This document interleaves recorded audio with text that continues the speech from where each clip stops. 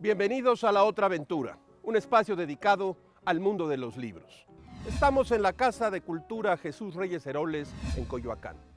Han terminado las vacaciones, los niños regresan a clases. Bueno, no todos, pero la mayoría. En los países europeos se trata de unos días sagrados que nadie se atreve a manchar con la disciplina del trabajo. En México aún estamos lejos de esa rutina, pero cada vez es más común que se sienta con más fuerza el periodo vacacional. Por eso es muy famosa la frase que dice que nadie necesita más unas vacaciones que quien acaba de tomarlas.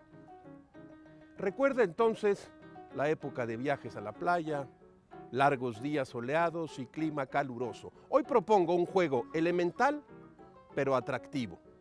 Lo mejor y lo peor de la temporada en el mundo editorial, justo al terminar las vacaciones y la mitad del año.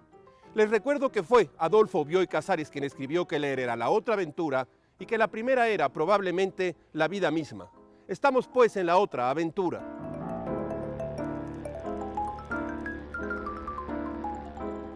De entre lo mejor que hay en el mercado editorial. Un poco como cuando uno va a la librería y escoge libros. El regreso de William Faulkner al mercado editorial en español. Durante mucho tiempo, Faulkner solo podía ser conseguido en viejas ediciones. Alfaguara ha puesto a circular de nuevo a este autor esencial. Las traducciones no son las mejores, pero se defienden, se dejan leer. Una puerta de entrada, Santuario. Poderosa novela, perturbadora e inquietante como toda la literatura faulkneriana. Es posible que los temas que trata Faulkner en su literatura, e incluso la forma que tengan, se conecten de alguna forma con Latinoamérica, pues fue justo ahí donde primero se le reconoció, cuando en Estados Unidos aún era ignorado. Escritores de la talla de Jorge Luis Borges, de Juan Carlos Onetti y de Mario Vargas Llosa lo han elogiado. Luego de recibir el Premio Nobel de Literatura en 1949, Faulkner dijo que el éxito tiene que ser tratado con mano dura para que sepa quién es el amo. Lo peor de la temporada, el éxito mundial de Dan Brown. Le digo algo, hay que leer de todo y siempre, pero Dan Brown tiene para mí todos los agravantes. Es falsamente misterioso, de trama no compleja sino enredada. Desde el Código Da Vinci, Brown se convirtió en una mina de oro por sus ventas millonarias en todos los idiomas. Veo aquí y allá gente leyendo Inferno, una historia basada supuestamente en la simbología secreta de la Divina Comedia. Un profesor universitario despierta en un hospital con una herida en la cabeza y un terrible ataque de amnesia. Sin duda, Dan Brown debe tener un secreto para poder conectar con millones de lectores. Ignoro realmente cuál sea. Si lo supiera, quizás habría escrito un libro que vendiera millones y millones de ejemplares. La verdad, un puchero de balazos, túneles, pergaminos y secretos. Yo no leería a Dan Brown. Volvamos a lo mejor de la temporada. Random House Mondadori ha publicado en ediciones de bolsillo la obra de un autor magnífico, Saul Bellow. En 1954, Bellow perfiló en las aventuras de Augie March el rumbo de su pasión narrativa. Personajes intelectuales que cuentan su vida en primera persona y provienen del sueño realizado de la inmigración. Los protagonistas de Bellow se convierten en algún momento de su vida y se entregan a 2 o 3 ideas con las que hacen frente al nuevo mundo capitalista. Como asistente de un académico, Augie March lee a Hegel, a Nietzsche, a Marx, a Tocqueville. Al respecto, el escritor Coetzee escribió: las aventuras de Augie March no es en ningún sentido el resumen de una vida, sino un informe intermedio, el final de un informe. Augie March no está todavía seguro si está a favor o en contra del sueño americano. No deje de leer a Bellow, un gran escritor. Nació en 1915 y murió en el 2005. Ganó el Nobel en el año de 1976. Para regresar a lo peor, voy a contar una anécdota si ustedes me lo permiten. Los escritores Hanif Kureishi y Ken Follett son muy distintos literariamente y muy amigos. Un día, durante una comida y en la sobremesa, Kureishi estaba hablando de literatura. Ken Follett le preguntó, ¿qué quieren los lectores? Kureishi respondió, no pienso en los lectores cuando escribo. Follett le respondió, por esa razón tú eres un gran escritor y yo soy un escritor millonario. Me simpatiza Follett, pero sus libros me desesperan. Si me van a contar en 500 páginas todo lo que ocurrió durante la construcción de una extraña catedral en el año 1200, no cuenten conmigo. Y eso es Follett. La caída de los gigantes se publicó en 2010 en forma simultánea en todo el mundo. Es la primera parte de una trilogía de la cual ya apareció la segunda y se llama El invierno del mundo. Follett cuenta en esta trilogía, en estos 2 tomos de la trilogía, los principales acontecimientos del mundo. Yo no sé si usted se va a animar con Follett, yo por mi parte no voy a ir. Traigo de la mesa de novedades 5 libros de diversos autores. De Juan Manuel Villalobos, vuelvo a él y recién publicado por Tumbona Ediciones. Se trata de un conjunto de cuentos en los que el protagonista siempre pierde algo. Alguien se lo tiene que decir. Pierde a la mujer, pierde la amistad, la confianza y hasta la tranquilidad. Se trata de un recuento de algunas pérdidas que experimenta todo ser humano a lo largo de su vida. Se trata de esas pérdidas que de tan cotidianas se olvidan pronto, aunque en su momento hayan sido de suma importancia. Un muy buen escritor, potente, estructurado, para mí realmente una revelación. Muerte Caracol de Ana Ivonne Reyes Chiquete, publicado por Conaculta hace ya un par de años, pero la novedad sigue bajo su sello El Guardagujas. En esta breve novela leemos la vida de un solitario lector que trabaja en un hospital y también leemos el libro que hace que este enfermero pase la mayor parte de su tiempo con las narices metidas entre las páginas de su libro. Se trata de una escritura arriesgada en donde una historia envuelve a la otra.